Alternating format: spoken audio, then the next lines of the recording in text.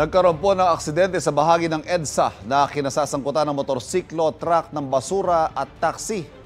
May unang balita live si Bea Pinda. Bea, na nangyari? Ivan, sugatan ng isang rider matapos masalpok ng garbage truck ang motor na minamaneho niya at isang taxi dito sa kabaan ng EDSA White Plains northbound lane kaninang madaling araw. Ayon sa driver ng taxi, naflatan siya ng gulong kaya inalalayan siya ng rider ng motorsiklo. At habang nakatigil sa tabi ng concrete barrier, nasalpok sila ng garbage truck. Sabi naman ng driver ng garbage truck na bulaga siya nang makita ang dalawang sasakyan sa gilid ng kalsada.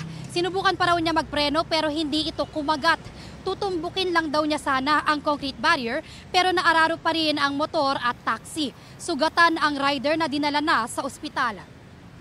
Ivan, abiso sa mga motoristang dumadaan dito sa EDSA White Plains northbound. Meron pa rin kaunting pagbigat ng daloy ng trapiko kahit na natow na yung mga sasakyan na nasangkot sa aksidente. Sa kabilang linya naman patungo ng Makati ay maluwag-luwag pa ang daloy ng mga sasakyan. Yan muna ang latest mula rito sa Quezon City. Bea Pinlac para sa GMA Integrated News. Kapuso, huwag magpapahuli sa latest news and updates. Mag-iuna ka sa balita at mag-subscribe sa YouTube channel ng GMA Integrated News.